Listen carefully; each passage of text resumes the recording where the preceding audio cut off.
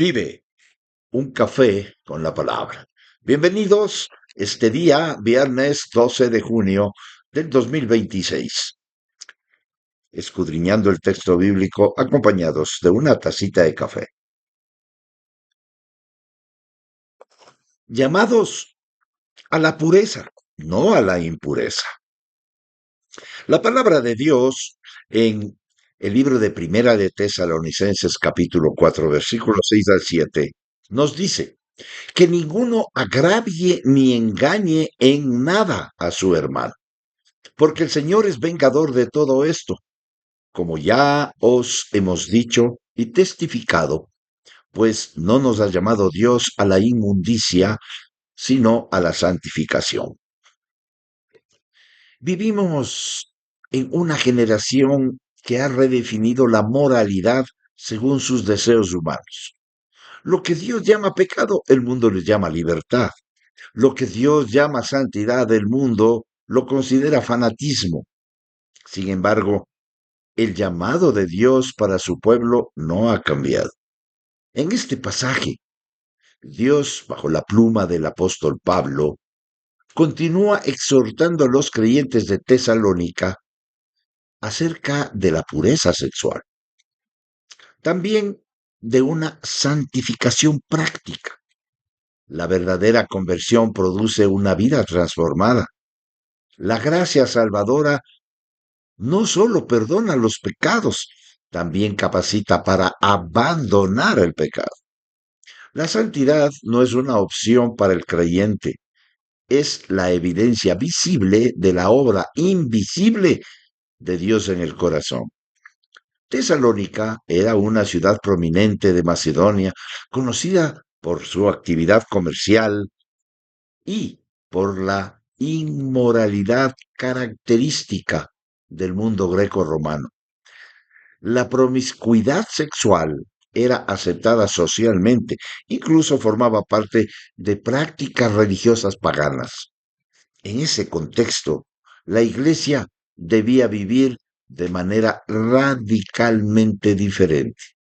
El apóstol Pablo, guiado por el Espíritu Santo, enseña que el Evangelio no es solamente para cambiar el destino eterno del creyente, cambia también su conducta diaria. En primer lugar, la prohibición divina muestra este texto: no agraviar ni engañar al hermano. La palabra agravie proviene del griego y significa traspasar los límites, sobrepasar lo permitido, invadir derechos ajenos.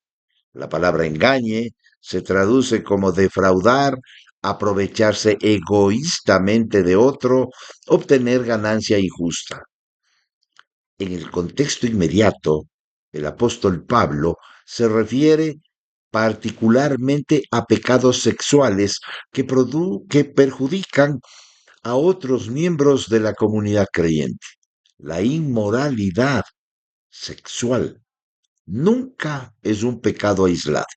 Siempre deja víctimas, hiere familias, destruye testimonios y deshonra a Cristo. El pecado sexual es una forma de robo. Roba la confianza, la pureza, la integridad y, sobre todo, la comunión con Dios. Lo que el mundo presenta como placer privado, Dios lo define como una ofensa contra él y contra su prójimo. La inmoralidad sexual es un acto de rebelión contra Dios y una violación contra aquellos que son afectados por ella. Ningún pecado sexual ocurre sin consecuencias espirituales y humanas. En segundo lugar, la advertencia divina. El Señor es el vengador. Esta declaración es solemne. Muchos creen que el pecado oculto nunca será descubierto, pero Dios ve lo que los hombres no ven. Por eso el texto nos muestra que hay que arrepentirse y apartarse del pecado para alcanzar misericordia. Proverbios 28:13. La santidad de Dios exige justicia. El término vengador no describe una reacción emocional, sino la justicia santa de Dios en contra del pecado. Dios es amor, pero también es santo, también es fuego consumidor. El creyente verdadero puede experimentar disciplina paternal cuando persiste en el pecado, cuando no confiesa, cuando no se aparta. El incrédulo enfrentará el juicio eterno si no se arrepiente. El joven, un joven había que creyó poder esconder durante años una vida secreta de inmoralidad. Nadie sabía nada. Sin embargo, con el tiempo, su pecado salió a la luz, destruyendo su matrimonio y ministerio. Lo que parecía oculto estaba completamente expuesto ante los ojos de Dios desde el primer momento. El ojo de Dios jamás duerme. Las tinieblas no pueden ocultar lo que está desnudo delante de su mirada. En tercer lugar, el propósito divino, llamados a santificación. Aquí encontramos la razón fundamental para vivir en pureza. La palabra llamado, este verbo, implica la obra eficaz de Dios al traer a los pecadores a la salvación. Dios no llamó a su pueblo para que continuara viviendo como antes.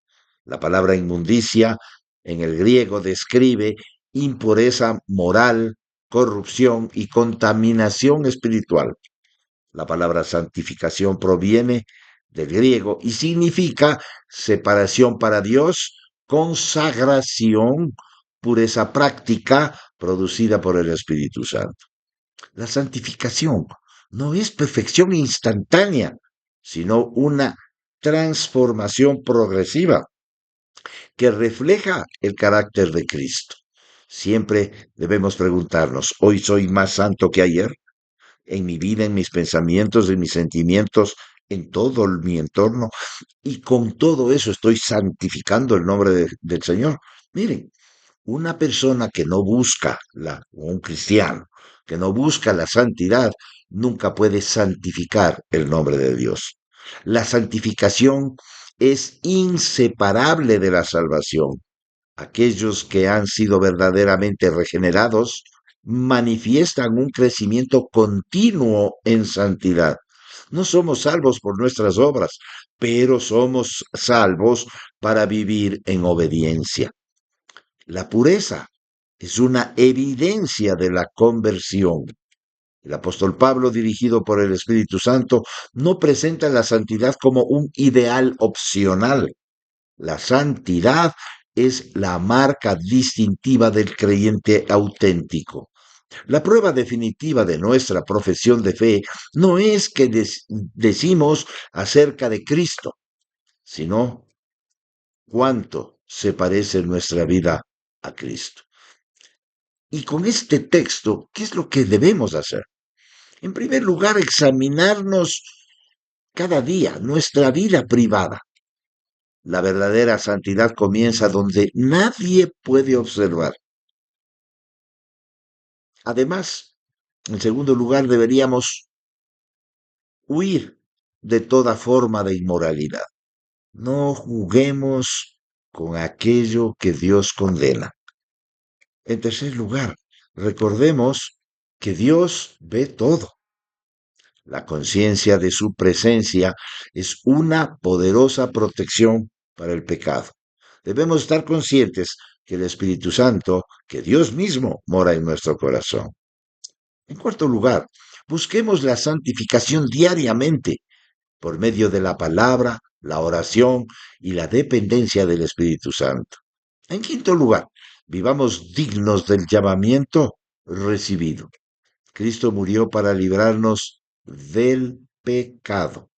En 1 Tesalonicenses 4, 6 al 7, Dios nos recuerda que el Evangelio transforma la conducta del creyente. Dios prohíbe la inmoralidad. Dios advierte acerca de su juicio. Dios llama a su pueblo a la santidad. La pregunta no es simplemente si hemos profesado la fe en Cristo, si hemos hecho una oración, si hemos entregado nuestra vida a Jesús, sino si estamos viviendo conforme al propósito para el cual fuimos llamados. La santidad es la huella digital de Dios sobre el alma redimida. Es la que nos identifica como cristianos. Permítanme hacer una oración y acompáñenme en ella, por favor. Señor, Dios Todopoderoso, eterno, soberano, Padre nuestro, que estás en los cielos y que moras en nuestro corazón, ayúdanos a vivir en pureza delante de ti. Guarda nuestros pensamientos, nuestras palabras, nuestras acciones.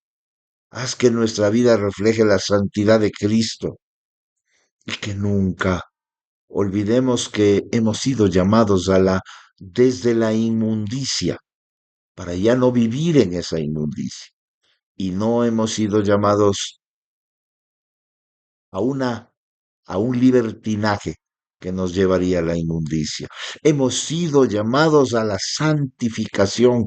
Ayúdanos en nuestra debilidad.